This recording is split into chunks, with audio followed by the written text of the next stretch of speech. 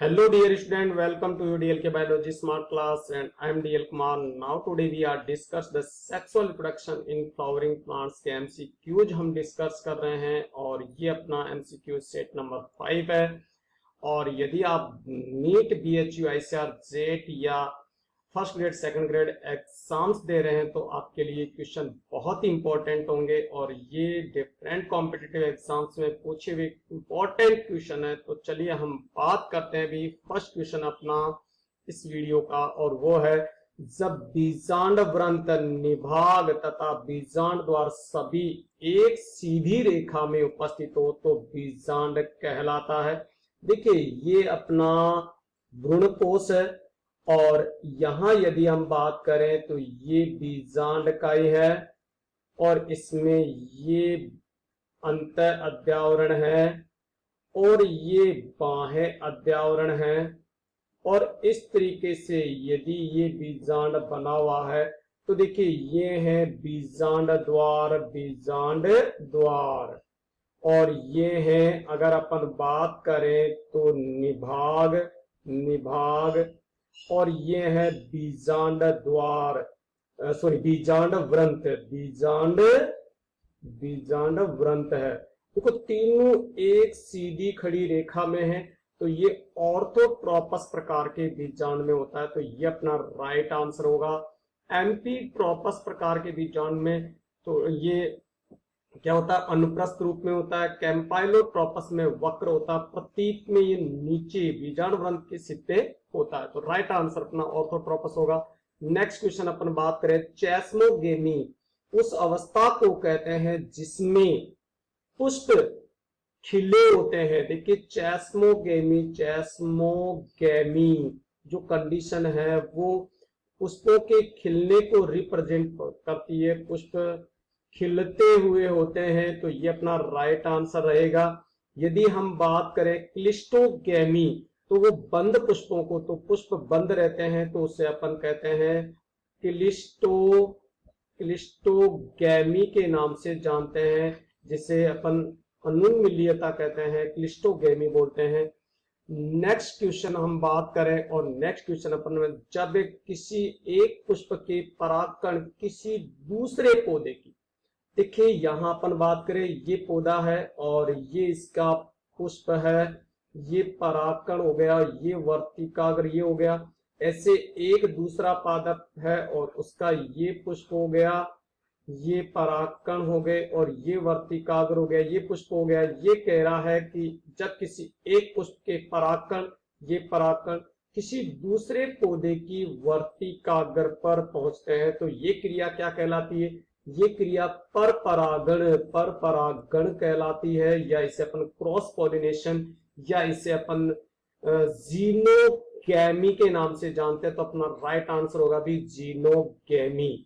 देखिए जिटोनोगेमी क्या होता है, जब ये एक पादप है और इस पर ही ये एक दूसरा पुष्प है और ये इसके परागकण है और ये वर्तिकाग्र है, जब इस पुष्प के परागकण उसी पादप के किसी दूसरे पुष्प पर जाते हैं तो उसे गिटेनोगेमी कहते हैं। और ऑटोगेमी, जब इस पुष्प के परागकण इसी पुष्प की वर्तिकाग्र पर जाए तो इसे ऑटोगेमी कहते हैं। होमोगेमी, जब परागकण और पुंकेसर एक साथ परिपक्व हो तो उसे होमोगेमी कहते हैं, तो राइट आंसर अपना होगा भी जीनोगेमी।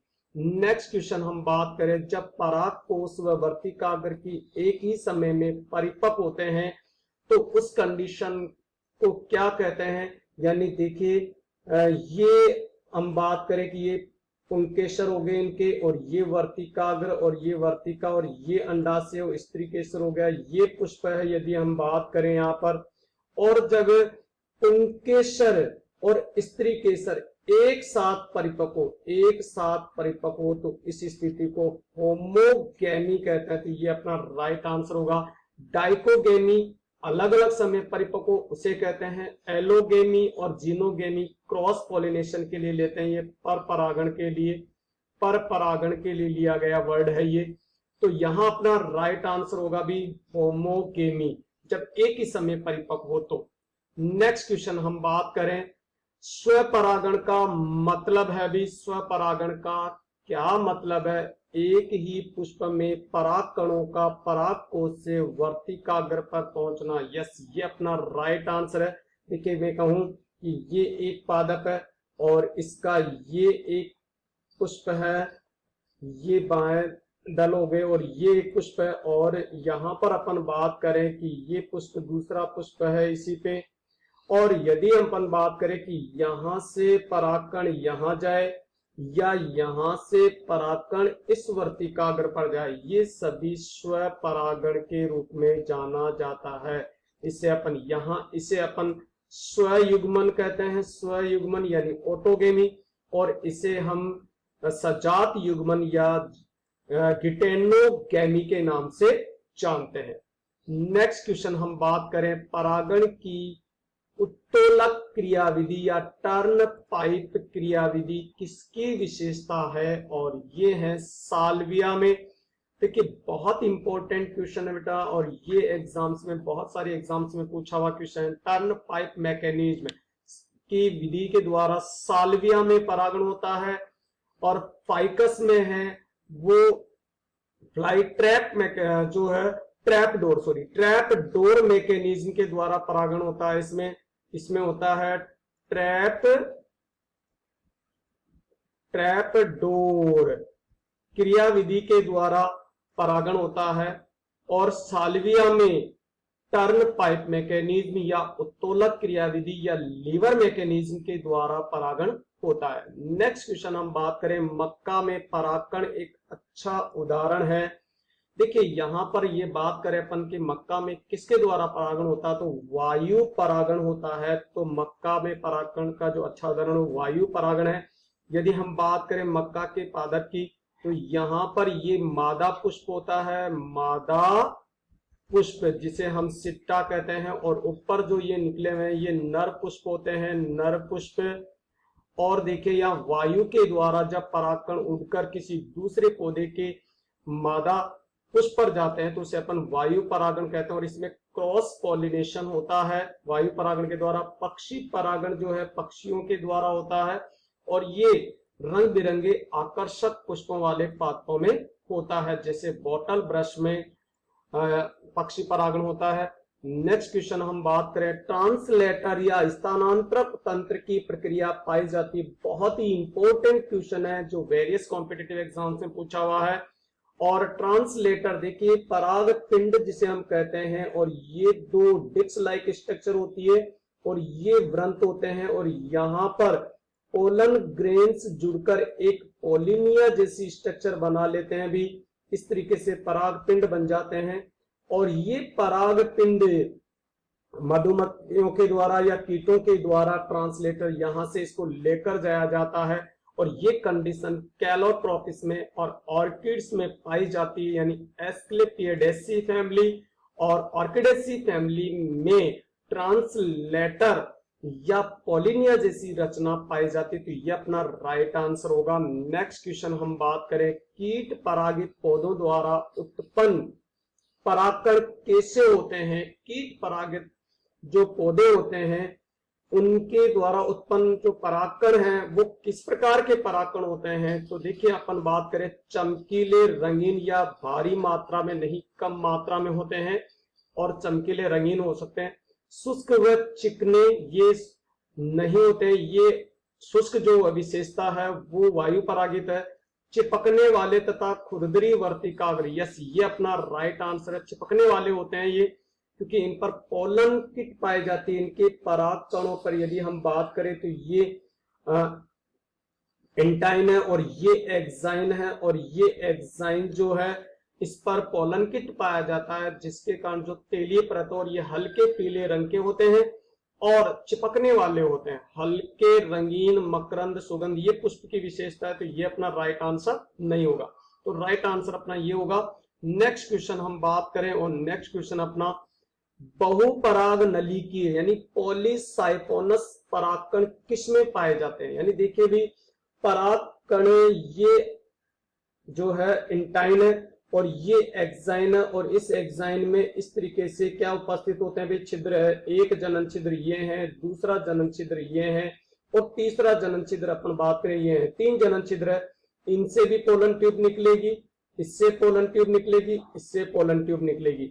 इस कंडीशन को अपन कहते हैं पॉलीसाइफोनस कंडीशन कहते हैं इसे। जब एक पोलन ग्रेन से एक से अधिक पोलन ट्यूब्स निकलते, दो से या अपन कहें एक से अधिक पोलन ट्यूब्स निकलती है, तो उस कंडीशन को अपन पॉलीसाइफोनस कंडीशन कहते हैं। और ये जो ट्राइकोलपैड प्रकार के जो पोलन ग्रेन्स होते हैं उन्हीं में होती है, और ये कंडीशन डाइकोट्स में पाई जाती है। और मालवेसी और कुकुरबिटेसी दोनों डाइकोट्स है, तो यहाँ अपना उपरोक्त दोनों आंसर हो जाएगा, राइट आंसर रहेगा उपरोक्त दोनों। नेक्स्ट क्वेश्चन हम बात करें, पराग नलिका के अंकुरण तथा उसकी वृद्धि के लिए कौन सा तत्व आवश्यक है? उसकी वृद्धि के लिए बोरोन तत्व और सुगर सॉल्यूशन, सुगर विलियन और बोरोन एलिमेंट्स पोलन ग्रेन्स के जर्मिनेट होकर उससे पोलन ट्यूब की वृद्धि के लिए जिम्मेदार होते हैं।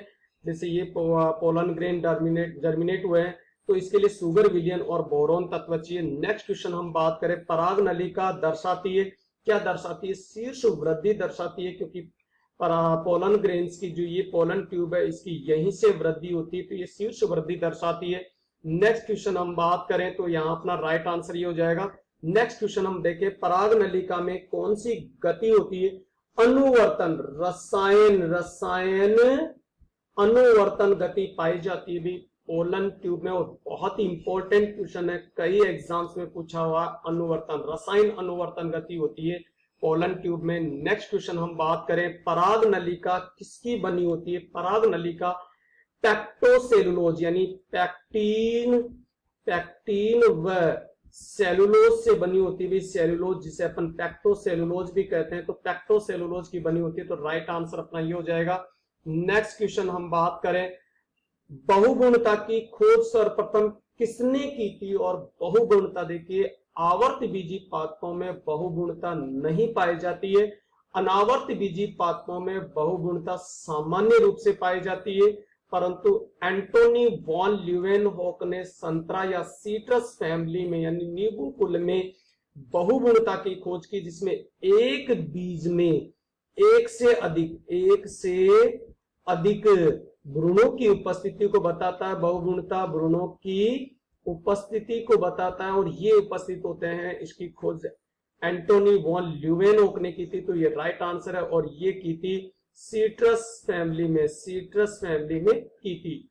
नेक्स्ट क्वेश्चन हम बात करें, सबसे लंबी पराग नलिका पाई जाती है मक्का में। देखिए मक्का का पौधा अपन देखें, और ये इसमें सिट्टा होता है भी, यहाँ पर सिट्टा लगा होता है, और इस सिट्टे में आपने ये इस तरीके से हेयर लाइक स्ट्रक्चर देखी होगी। ये है भी वर्तिका और वर्तिकाग्र होती है, और ये सबसे लंबी होती है मक्का की, तो ये राइट आंसर होगा। नेक्स्ट क्वेश्चन हम बात करें, बीज का टैगमैन किससे विकसित होता है? देखो बेटा, बीज की हम बात करें तो बीज में दो आवरण होता है। ये बीज है, इसमें ये अंतःचोल के रूप में है, जो कि अंतःअध्यावरण से बना है, जिससे हम कहते हैं टैगमैन, कहते हैं इसे टैगमेन। और ऐसे ये होता है बाहें चोल, जिसे अपन कहते हैं टेस्टा, कहते हैं टेस्टा।